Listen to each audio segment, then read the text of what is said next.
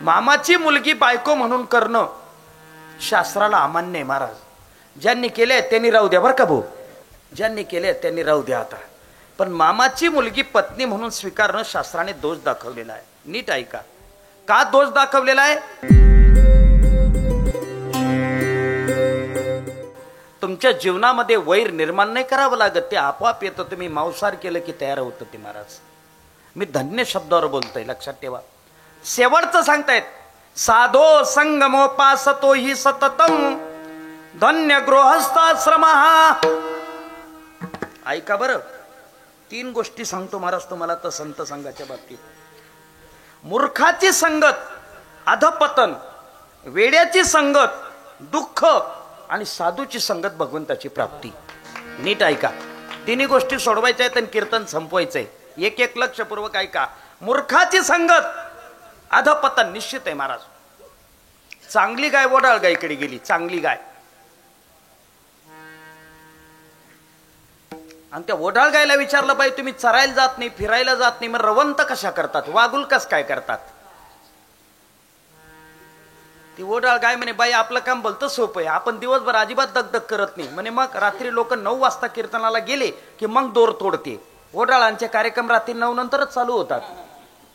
मग दोर तोडते, लसलशीत घासाचं शेत पाहते, रात्रभर चरते आणि पहाटेला खुंट्यावर येऊन उभी राहते.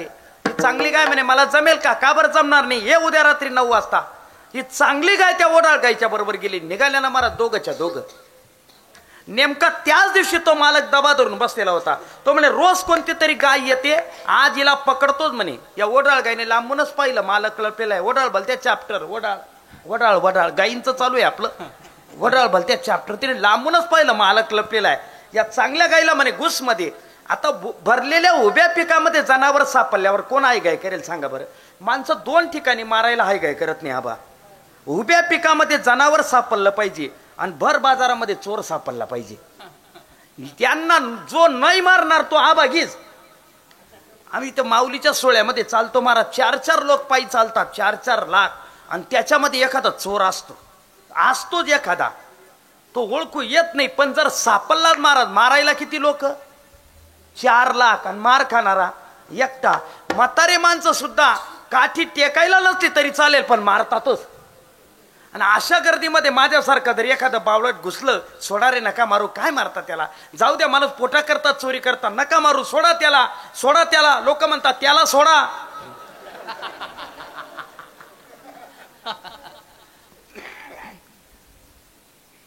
उभ्या पिकामध्ये जनावर सापडावं महाराज. त्या मालकाचा असा गैरसमज झाला, हीच गाय रोज येत असावी, हीच गाय रोज येत असावी. त्याने ती धरली, मारली, मारत मारत मालकाकडे नेऊन घातली. त्याला सांगितलं, तुझी गाय वडाळ आहे, वडाळ, हिला दूषण घाल.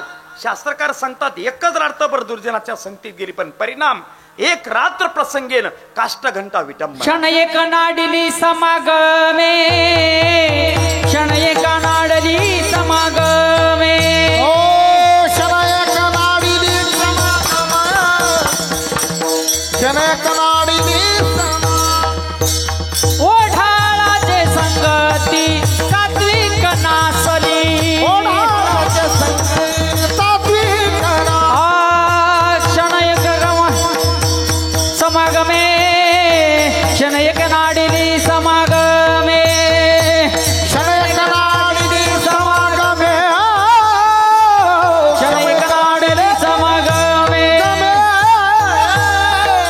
मूर्खाची संगत अधपतन निश्चित आहे. गुरुजी दृष्टांत सांगायचे महाराज. वेड्याची संगत दुःख निश्चित आहे. एका गावामध्ये एक वेड राहत होतं, त्याचं नाव नारायण होतं. नारायण, त्या गावामध्ये 4 चोर चोरी करायला शिरले. त्यांनी पाहिलं अख्खं गाव झोपलेलं, ते एकटंच जागा होतं. येडच ना ते चोर म्हणे, एक काम करा, यालाच चोरी करायला बरोबर घ्या, नाही तर अख्खं गाव जागा करेल म्हणे. म्हणे घेतलं त्याला चोरी करायला बरोबर. एका श्रीमंताच्या वाड्याच्या बाहेर हे चोर उभे राहिलेत, आणि त्यांनी याला मध्ये उतरवलं. नाऱ्या मध्ये जाय, जडजड वस्तू बाहेर फेक म्हणे. त्याने पाटा वराटा बाहेर मारून फेकला. आता हे चोरी करायच्या वस्तू आहेत का, पाटा आणि वराटा? तो दुसरा चोर म्हणे, हलक्या फेक रे म्हणे. मग त्याने झाडू मारून फेकला बाहेर. ते चोर म्हणे, अरे याच्या नादी लागू नका, 2 वाजून गेले, आता वारकरी जागे होतील, काकडा होईल. काकडा होतो का तुमच्याकडे? किती लोक येतात? तुम्ही करतात? बाकी मंडळी हे येतात का कोणी? यातले काकडा नाही माहिती, यातले संध्याकाळी आकडा टाकायला सांगा तेवढा त्यामुळे बोलता हुशार त्या. ऐका, ते चोर म्हणे अरे याच्या नादी लागू नका, आता वारकरी जागे होतील, काकडा होईल, आपणच मध्ये उतरा. ते चारी चोर मध्ये उतरले आणि चोरी करायला लागले. महाराज हे येडं जे होतं ना, ये म्हणे यांना चोरी बरी, आपल्याला जेवण तर भलं. त्याला भूक लागली होती, ते किचन रूम मध्ये शिरलं. किचन रूम मध्ये खिचडी पडली होती, खिचडी कुकर मध्ये पडलेली होती. आता खिचडी कुकर मध्येच होते, खिचडी कुकर मध्ये. त्याने ती कुकर मधली खिचडी ताटामध्ये ओतली. मग खायची ना गुपचूप, तेल चापलायला घ्या तेल. बऱ्याच लोकांना खिचडीवर तेल टाकल्याशिवाय ती खाली सटकतच नाही. युवराज भाऊ, मी मराठवाड्यामध्ये शिकायला होतो. बीड जिल्ह्यामध्ये नेकनूरला माझं शिक्षण झालंय, स्वामींच्या गावाला. बंकट स्वामींचा जिथे जन्म झाला तिथे. आपण पुरणपोळी करतो ना, त्या पुरणपोळीच्या दिवशी तिखट आमटी करतो, तिला काय म्हणतात? रसई. रशी नाही, रसई. काय म्हणतात तिला? रसई. तिकडे मराठवाड्यामध्ये सटकावणं म्हणतात त्याला. काय म्हणतात? सटकावणं. मी त्या घर मालकीने विचारलं, मावशी याला सटकावणं का बरं म्हणतात? ते म्हणे बाबा पुरणपोळीचा दट्टा बसतो ना, ती आमटी ओल्ली का पोळी खाली सटकते म्हणून सटकावणं म्हणतो म्हणे आम्ही. चांगलं सटकावणं आहे बाकी तुझं. तसं काही काही लोकांना खिचडीवर तेल टाकल्याशिवाय ती खिचडी सटकतच नाही. हे जरी येडं होतं पण तेल चापलं गेलं. पण याचं दुर्दैव असं, ती तेलाची बरणी ज्या मांडणीवर होती ती मांडणी एकाच खिळ्यावर लटकलेली होती. याने जशी ती मांडणी बरणी ओढली तशी मांडणीच खाली आली. आता मांडणी खाली आल्यावर भांडे वरती राहतील का? जसे काही काही लोक पडतात, म्हणजे एकटे पडत नाही, पॅनलच्या पॅनल घेऊन पडतात, तशी ती आली. म्हणजे एकटी आली आणि मला सगळे भांडे घेऊन आली. धाड धाड धाड आवाज झाला. ते चोर धावतच आले. ते म्हणे काय बेकार रे, याने बरोबर याची जात दाखवली शेवटी आपल्याला म्हणे. त्यांनी त्याला असं उचललं, माळोचा होता, माळोच्यावर फेकलं. नार्या गुच्चुपच बोलू नको म्हणे. आणि ते चारी चोर अंधारामध्ये लपून गेले. तेवढ्यात ते दोघं नवरा बायको आले. त्यांनी पाहिलं तेल सांडलेलं, खिचडी पडली, भांडे पडलेले. त्या दोघा नवरा बायकोंची भांडण झाली होती आणि बिगर जेवायचे ते झोपून गेले होते म्हणून ती खिचडी पडली होती. तो घर मालक म्हणे तुम्हाला झोपून जाऊ दिला असतील, नंतर खिचडी खायला उठली असतील म्हणून अशी फजिती झाली. ते म्हणे नाही व मालक, खिचडी मी नाही खाल्ली, मी तुमच्या अगोदर झोपली, तुमच्या नंतर उठली, तुझ्याशिवाय आहे कोण घरात? अशी काठी होती, उचलली बायकोच्या डोक्यात टाकणार. त्याने पाय धरले, मालक मला मारू नका व खिचडी मी नाही खाल्ली. जर मी खिचडी खाल्ली असेल तर वरच्या नारायणाला डोळे येत म्हणे. आता याने गुच्चुत्तर पडायचं ना वरती. हा म्हणे माल डोळा शेत त्या चार लपेल शेत त्यार का आंधळा शेत का म्हणे. दुःख भोगावं लागेल. मूर्खाची संगत जर अधपतन आहे तर वेड्याची संगत दुःख आहे, आणि वेड्याची संगत जर दुःख आहे तर संताची संगत भगवंताची प्राप्ती हे पण निश्चित आहे. महाराज अकळावा श्रीपती येणे पंथे, अकळावा श्रीपती येणे पंथे, अकळावा श्रीपंथे येणे पंथे, अकळावा श्रीपती येणे पंथे. संताचे संगती मनोमार्ग गती, संताचे संगती मनोमार्ग गती, संताचे संगती मनोमार्ग गती, संताचे संगती मनोमार्ग गती, संताचे संगती मनोमार्ग गती, संताचे संगती मनोमार्ग गती, संताचे संगती मनोमार्ग गती, संताचे संगती मनोमार्ग गती. हो अकळावा श्रीपती येणे पंथे, हो अकळावा श्रीपती येणे पंथे, अकळावा श्रीपती येणे पंथे, अकळावा श्रीपती येणे पंथे.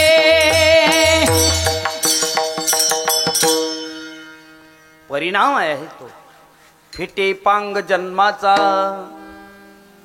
भागवतामध्ये आज्यामेळाची कथा आलेली. महाराज आज्यामेळ हा जातीने ब्राह्मण होता, लक्षात घ्या. नीच योनीतल्या एका स्त्रीशी त्याचे अनैतिक संबंध होते. त्या अनैतिक संबंधातून त्याला 9 मुलं झाली होती. 9. 10व्या मुलाचा गर्भ बायकोच्या पोटात असताना त्याची मनस्थिती विषण्ण झाली. सारखा वेड्यासारखा फिरत होता. नारद मुनीची भेट झाली. नारदांनी विचारलं काय झालं अजामिळा? मनस्ताप आहे जीवनामध्ये फक्त, बस दुसरं काहीच नाही. काही करता येईल का? जरूर. मुलं किती आहेत? 9. मुलांची नावं न ऐकता येण्यासारखी आहेत. एकच पर्याय काय? 10व्या मुलाचं नाव जर नारायण ठेवलं आणि त्या नामस्मरणाचा उच्चार जर तुझ्या मुखातून झाला तर या पापातून तुझी मुक्ती होऊ शकते. तो म्हटले ते शक्य नाही. म्हटले का? माझ्या घरातले सगळे निर्णय माझी बायकोच घेते म्हटलेत. तिने आतापर्यंत 9 मुलांचे नावं ठेवले, 10व्या मुलाचं नाव मला ठेवता येणारच नाही. प्रयत्न कर, जमणारच नाही. सूत्रच आहे महाराज ते, नीट ऐका. शेजारच्याचा ऐकून चालतो त्याचा नाश होतो, दुसऱ्याचा ऐकून चालतो त्याचा सर्वनाश होतो, जो बायकोचा ऐकून चालतो त्याचा सत्यानाश होतो. बघ काय मनमोकळ्या टाळ्या वाजून राहिले रे दादा हो तुम्ही. सावधान. तुमचं काही ऑब्जेक्शन असेल तर तुम्ही नंतर केस करू शकतात माझ्यावर. शक्यच नाही महाराज ते. पर्याय तेवढाच आहे फक्त, बस. महाराज अजामिळाने काय केलं माहितीये? रात्री 12 वाजेचा प्रसंग, आपली बायको प्रसूत झाली. ते लहानसं लेकरू उचललं आणि जंगलाच्या दिशेने पळू लागला. सारखं पळत होता. ते पोरग रडत होतं. 1 दिवसाचं पोरग आईशिवाय कसं राहिलो? त्या अजामिळाच्या अंतःकरणामध्ये एकच ध्यास होता, याचं नाव आता नारायण ठेवायचं आहे. आणि ठेवलं नाव नारायणा नारायणा नारायणा. हो, पूर्ववशाने त्याचा अंतकाळ जवळ आलेला होता. अंतकरणामध्ये ध्यास लागला, मी गेल्यानंतर माझ्या नारायणाचं कसं होईल, मी गेल्यानंतर माझ्या नारायणाचं कसं होईल, मी गेल्यानंतर माझ्या नारायणाचं कसं होईल. अंतकाळ जवळ येत गेला. मी गेल्यानंतर माझ्या शब्द गेलेत, नारायणाचं कसं होईल, नारायणाचं कसं होईल, आता कसं होईल हे पण विसरला. नारायणा नारायणा नारायणा तुका म्हणे गेला विमानी बैसोनी, आणि मीही ऐकून विश्वास आलो. काय ताकद आहे महाराज, काय ताकद आहे. ही फक्त संत बेटीची ताकद आहे महाराज. जीवनामध्ये तुम्ही कितीही चुका करा, कितीही चुका करा, पण ज्या दिवशी तुमच्या जीवनामध्ये भगवंताची भेट होईल, ज्या दिवशी संताची भेट होईल, ज्या दिवशी तीर्थक्षेत्राची भेट होईल, त्या दिवशी जीवनात ते सगळी पाप नष्ट होतात. काय काय काय काय काय सांगितलं मी? जीवनामध्ये कोणाकोणाची भेट झाली पाहिजे? देवाची भेट झाली पाहिजे, संताची भेट झाली पाहिजे, नाही कमीत कमी तीर्थक्षेत्राची तरी भेट झाली पाहिजे महाराज. तीर्थक्षेत्रामध्ये बी ती ताकद आहे बरं का महाराज. ऐका, मामाची मुलगी बायको म्हणून करणं शास्त्राला अमान्य आहे महाराज. ज्यांनी केले त्यांनी राहू द्या बरं का भाऊ, ज्यांनी केले त्यांनी राहू द्या आता. पण मामाची मुलगी पत्नी म्हणून स्वीकारणं शास्त्राने दोष दाखवलेला आहे. नीट ऐका, का दोष दाखवलेला आहे त्याचं कारण सांगतो तुम्हाला. विज्ञान आहे, आधी विज्ञान ऐका. विज्ञान असं आहे, आईचं रक्त आणि मामाचं रक्त एक असतं, आणि त्याच मामाची मुलगी तुम्ही पत्नी म्हणून स्वीकारली तर पुढे संततीला ते त्रासदायक होतं महाराज. विज्ञान आहे याच्या पाठीमागे. पण झाली नजर चुकीने, ज्यांनी ज्यांनी मामाच्या मुली बायका म्हणून केलेल्या आहेत ना, तर त्यांना चांद्र नावाचा एक दोष लागतो महाराज. कोणता? चांद्र नावाचा दोष. त्याला शास्त्रामध्ये चांद्र दोष म्हटलेला आहे. मग हा चांद्र दोष कशाने नष्ट होतो माहितीये तुम्हाला? हो, जीवनात एकदा जरी चंद्रभागेमध्ये आंघोळ झाली तरी चांद्र दोष नष्ट होतो महाराज. तिचं नावच आहे चंद्रभागा. चंद्र नावाचा दोष तिला पाहिल्याबरोबर पळतो, म्हणून तिचं नाव चंद्रभागा. जीवनामध्ये चुका किती घडू देत महाराज, जीवनामध्ये चुका किती घडू देत, फक्त आणि फक्त एखाद्या दिवशी साधूची भेट व्हावी, देवाची भेट व्हावी, नाही हो तर एखाद्या तीर्थक्षेत्राची भेट व्हावी, जीवनात ती सगळी पाप नष्ट होऊन जातात. महाराज सांगतात आमच्या जीवनामध्ये एवढं परिवर्तन झालं. काय कारण? धन्य धन्य संत संग फिटे पांग जन्माचा. आमच्या जीवनामधली जन्म मरणाची जी दुःख होती, ती जन्म मरणाची दुःख नष्ट झालीत महाराज. काय ताकद आहे बघा तुम्ही. नामा म्हणे देवा चला तया ठाया, विश्रांती घ्यावया कल्पावरी, विश्रांती घ्यावया कल्पावरी. हो, नामा म्हणे देवा चला तया ठाया, विश्रांती घ्यावया कल्पावरी, विश्रांती घ्यावया कल्पावरी. जीवनामध्ये किती चुका घडू देत महाराज, किती चुका घडू दे, फक्त एक दिवस साधूची भेट व्हावी, जीवनात परिवर्तनच घडतं महाराज, परिवर्तनच घडतो. नामदेव सांगतात देवा जीवनामध्ये आपल्याला विश्रांती प्राप्त करून घ्यायची ना, चला संतांच्या संगतीमध्ये. आळंदी हे गाव पुण्यभूमी ठाव, दैवतांचे नाव सिद्धेश्वर त्याचं चरण आहे शेवटचं. नामा म्हणे देवा चला तया ठाया. का जीवनामध्ये विश्रांती प्राप्त करायची असेल तर त्याच्याकरता संतांची संगत गरजेची आहे. संगत जीवनामध्ये फार महत्वाची महाराज, लक्षात ठेवा. संगतीने माणूस घडतो आणि संगतीनेच माणूस बिघडतो महाराज. सांगेन तुम्हाला, ऐका. महाभारतातलं युद्ध चालू होतं.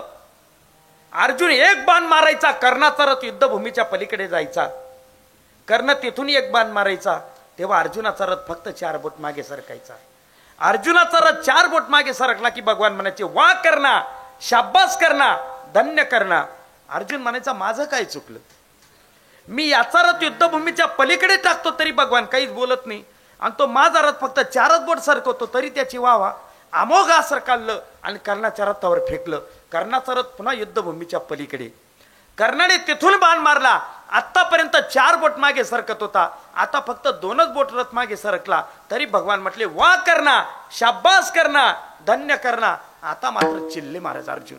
अर्जुनाने सांगितलं देवा चांगलं आहे काही, म्हणजे काय माझ्या रथावर बसतो आणि त्याची वाहवा करतो, हे कितपत योग्य आहे. भगवंताने सांगितलं अर्जुना तो वाहवा करण्या योग्य आहे म्हणून मी वाहवा करतो. म्हणे कस काय, तू त्याचा रथ युद्धभूमीच्या पलीकडे टाकशील यात नवल नाही, पण तो तुझा रथ हलवून देतो हे नवल आहे. म्हणे का बरं, तुझ्या रथावर तू एकटा नाही ना वेड्या. ध्वजस्तंभावरी वानरू तो मूर्तिमंत शंकरू, सारथी सारंग धरू अर्जुनेसी. तुझ्या रथावर हनुमंतराय बसलेत.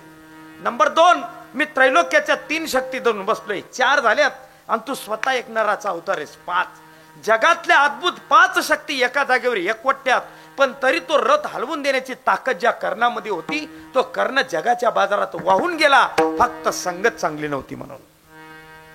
सावध, जीवनामध्ये संगत चांगली ठेवा. जगद्गुरु सांगतायत हो महाराज, नाथ महाराज सांगतात माझ्या जीवनामध्ये संत संग मला लाभला. संत संघाचा परिणाम हो माझ्या जन्म मरणाचं दुःख नष्ट झालं, जन्म मरणाचं दुःख नष्ट झालं. आणि तो महिमा वर्णन करण्यासाठी तुमच्या आमच्या सारख्याचा कुठे ठिकाणा लागेल महाराज. अरे 4 वेद आणि 6 शास्त्र या संगतीचं वर्णन करता करता थकलेत. अभंगातलं 3रं चरण. 4 6 वंदिते पाय, 4 6 वंदिते पाय. 4 6 वंदिते पाय, 4 6 वंदिते आणि कठाव कोठे नाही, आणि कठाव कोठे नाही, आणि कठाव कोठे नाही. धन्य धन्य धन्य धन्य संत संग, धन्य धन्य धन्य धन्य संत संग. आणि कठाव कोठे नाही, आणि कठाव कोठे नाही हो, आणि कठाव ना कोठे नाही. धन्य धन्य धन्य धन्य संत संग. धन्य धन्य धन्य धन्य संत संग.